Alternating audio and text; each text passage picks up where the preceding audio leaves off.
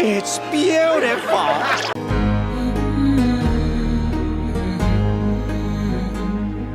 Greetings, fellow mortals. Just a reminder, saying it's just my opinion is for cowards. If you want to know just how good Pluribus is, you just need to take a look at my wife. She hates the genre of sci-fi. She cannot stand it. I cannot get her to watch any movies or shows in that genre. She won't read any sci-fi books, and if one of her cozy games is set in space, she will pass on playing it.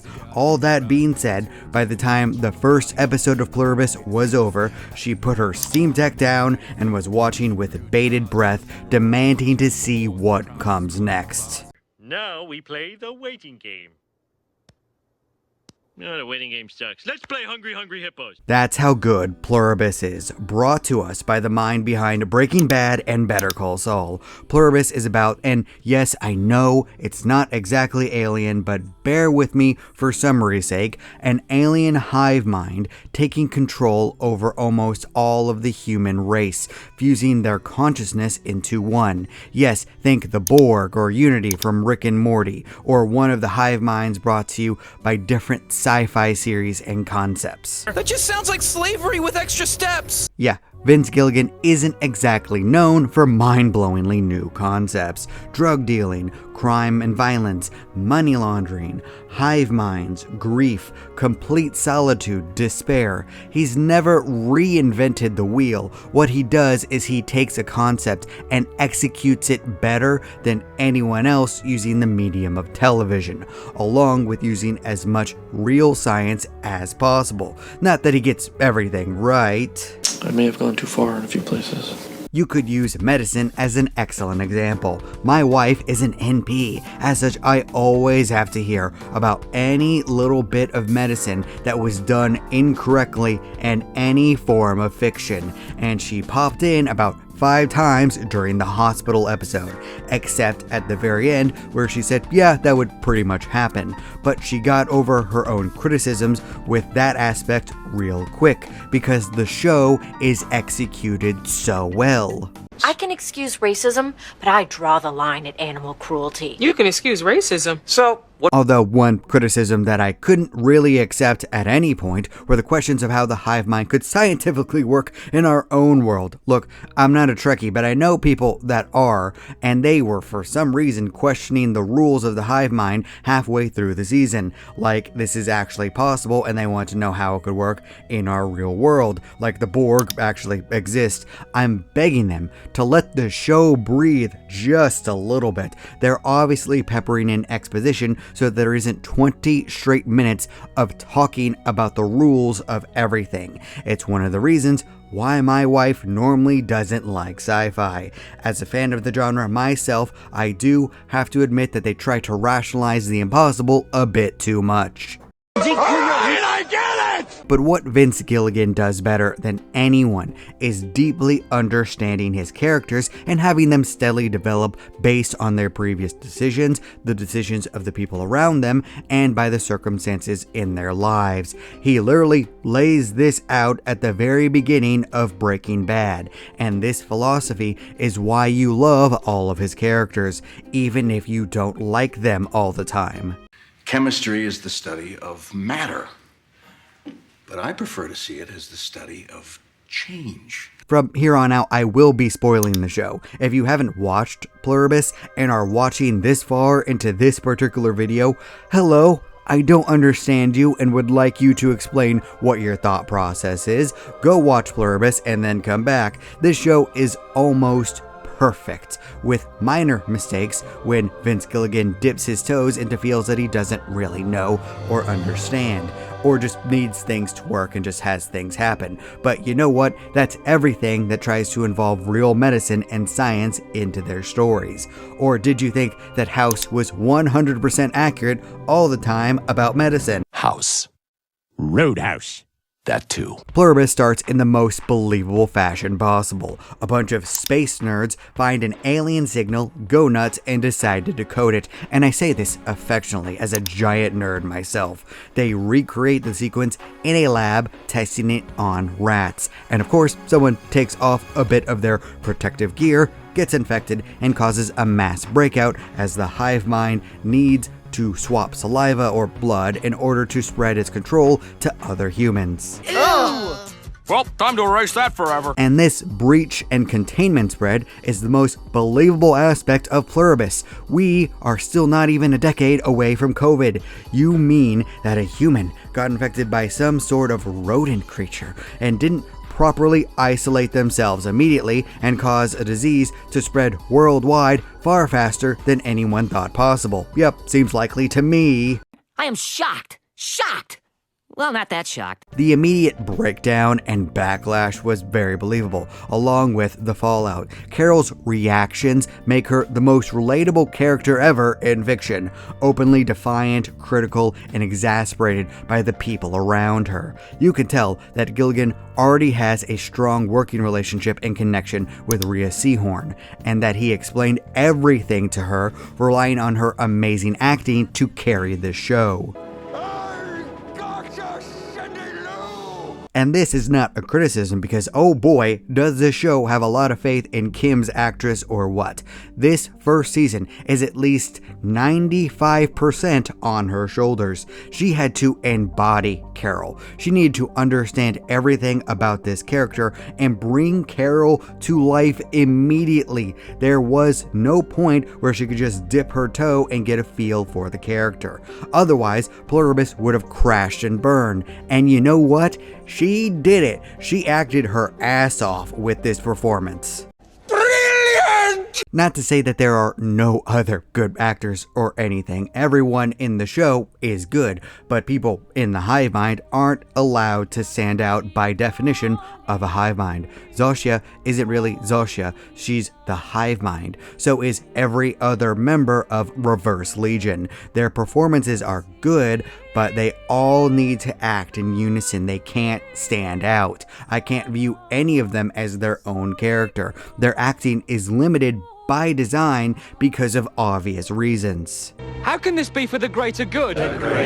Shut it! The other immune characters make most of their screen time. Manusis is a complete badass, and you can completely understand how uncompromisingly moral he is about his beliefs within what amounts to about a full episode and maybe a half of screen time combined. Lakshmi is written and acted to irritate me on every conceivable level as someone in complete denial about what's happening, and Komba shows an odd level of kindness and understanding to Carol despite the fact that he's a perverted, hedonistic freak living through his every deluded fantasy in a desperate attempt to avoid falling into despair. Oh, I made myself sad. And the reliance on Carol and Rhea Seehorn as an actress isn't to say that there are no other great aspects to the show. Quite the opposite. Gilligan has taken everything that he's learned from the Breaking Bad series and turned his camera work, POV, and cinematography up to 11. I don't know if there's much that I can say other than that everything looks amazing. From the simple shot of Carol filming herself to the more intricate filming of an airplane taking off, and even the passing of time. All that money from the different brands being front and center had to go somewhere at the very least. This is what they're paying.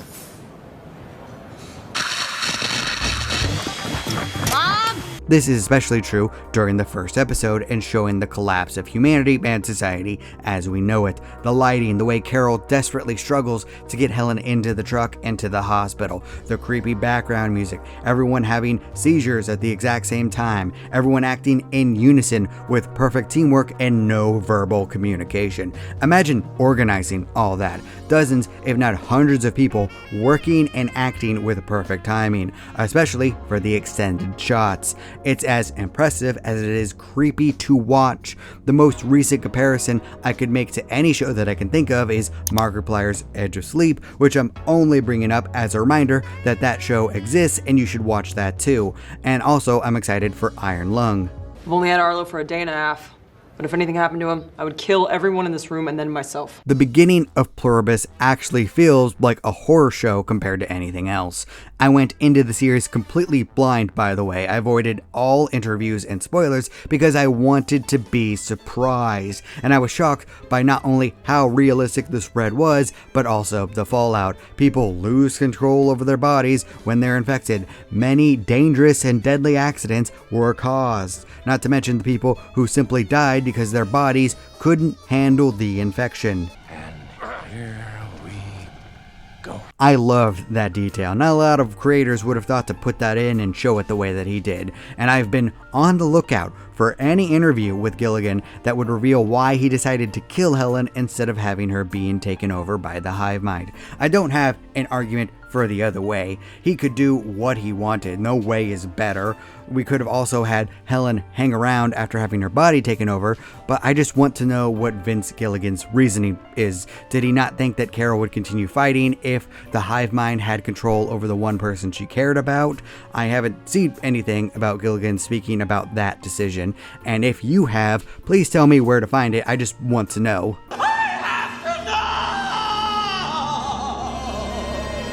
While the horror aspects do diminish with time, where both you and the characters accept how the hive mind functions, there's still a creepiness about it, especially when it's revealed that the others are cannibalistic.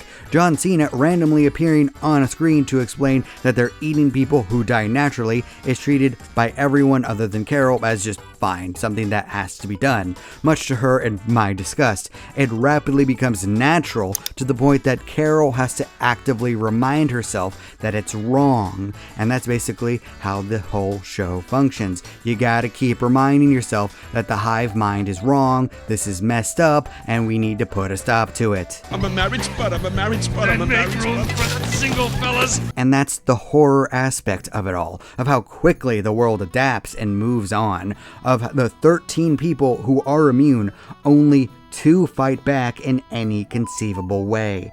11 of the survivors, almost 85% of the remaining humans, don't want to fight back, and they push Carol away, isolating her because she says the most sensible pieces of dialogue ever uttered by a fictional character, to the point that I would pause the show, say what I would say in annoyed huff to these people, and then have Carol almost say exactly what I wanted to say to these idiots. Am I a wizard? Because Carol is the most reasonable person to ever live. She tries to fight back using all of her knowledge, and she eventually pushes the hive mind away and becomes completely isolated as a result. She's in complete despair at, in her perspective at the time, being the only sane human left because she doesn't know that Minosis agrees with her, leading to perhaps one of the most depressing and heartbreaking episodes of television for me in a long time. First, let's get one thing straight. I'm not crying. I'm just sweating through my eyes. This show was actually on my mind enough for me to dream about it and to wake up in the dead of night because of it,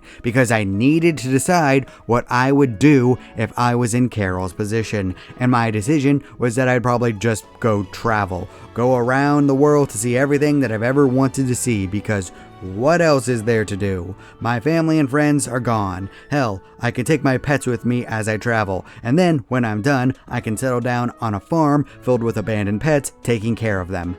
But farming? Really? Man of your talents?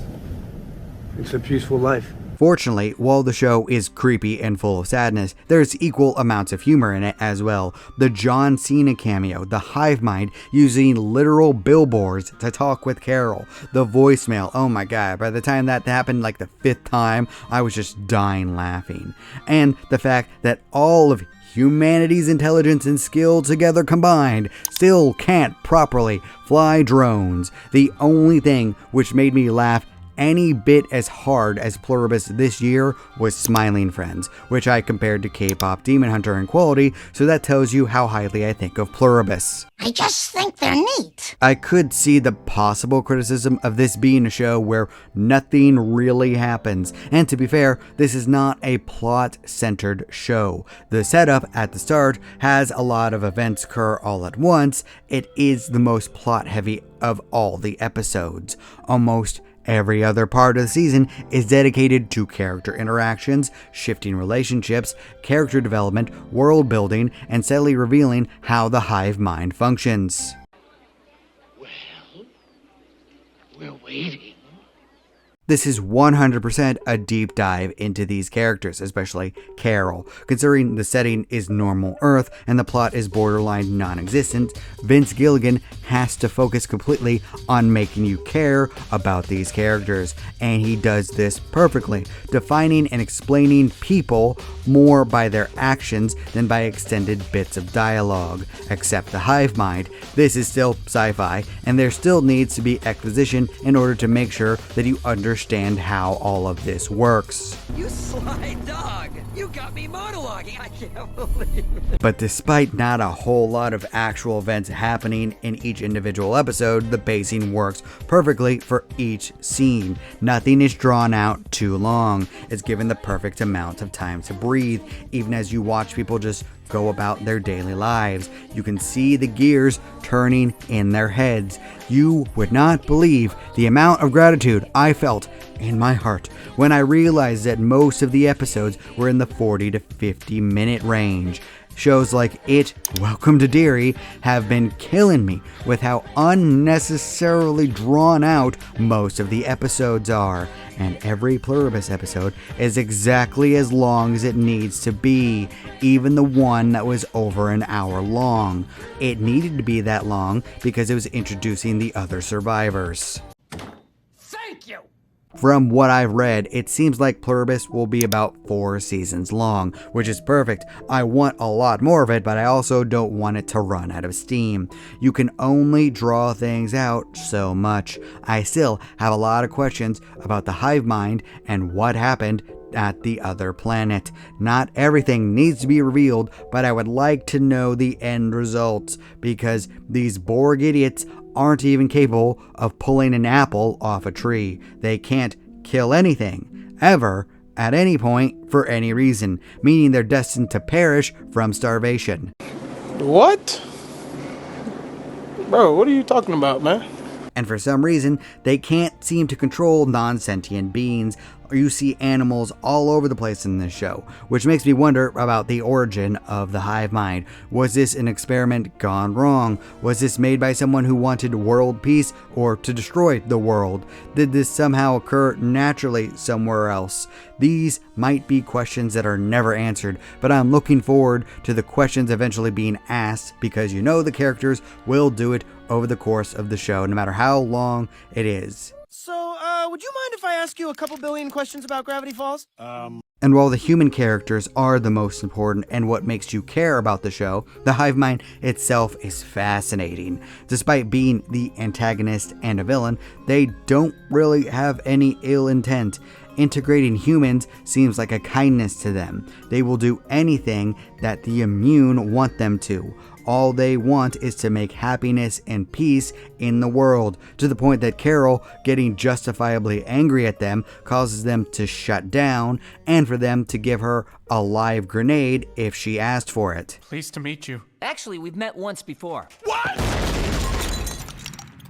And funnily enough, more people die from Carol's freakouts than from the hive mind taking control over the world, which is an interesting moral twist and a heavy burden that Carol has to carry. Imagine not being able to get angry with something or people will die. That's just plain horrifying. And all of your attempts to save humanity are met with scorn and isolation. I can see why Carol eventually broke down and started accepting the hive mind. I mean, what else is there to do besides lose your mind by being all alone? Son of a... I said 3 days, not a week! It was 3 days! I swear! The reason that Manosis could continue is because he has always had a mission. Find survivors, find other immune, find a way to fight back. Unlike Carol, he was never at a point where he thought that he was completely alone, that there was no hope whatsoever, where he ran out of options. He found out about what Carol knew and that she wanted to fight back as well. This is what drove him. But without Carol, he probably would have steadily found himself drowning in despair as well.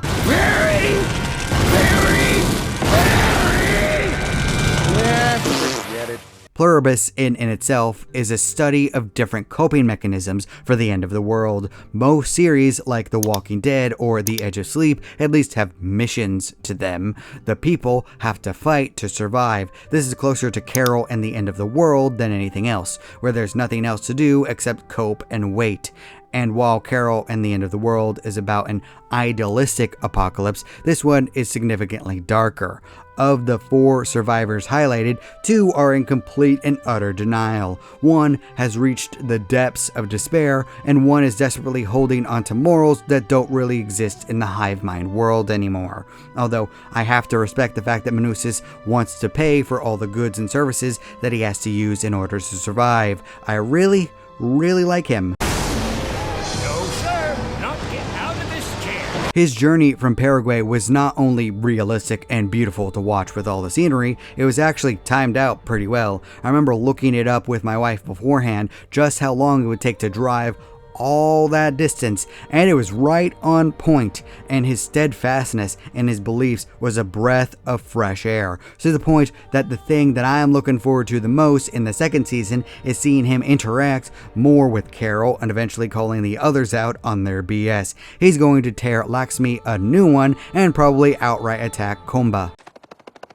I am going to kick your ass. But he's going to need to compromise a little bit eventually, using the hive mind's resources, because he won't have a choice. His development with Carol and the others will be interesting, to say the least, because there are a lot of plot points not used yet, a lot of Chekhov's guns which have not been fired. The hive mind can't intervene if violence happens between the immune. Someone is going to be tempted to give their consent to have their stem cells extracted. There are a lot of ways that this can go, and I am here for all of them.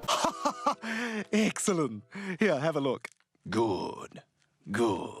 What's most interesting to me is that all of these characters seem to be the opposite of Breaking Bad. No one acts like they're pure evil. They're all flawed people with flawed ideologies, including the hive mind, but there really isn't an evil threat pushing everyone, especially now that we know that you just can't be turned if you're immune if you don't want to. As a person who loves character perspective and debates, I can't wait to see how they make their arguments and how this progresses. It's definitely different, to say the least. You can tell that Gilligan has been given free rein to do whatever he wants.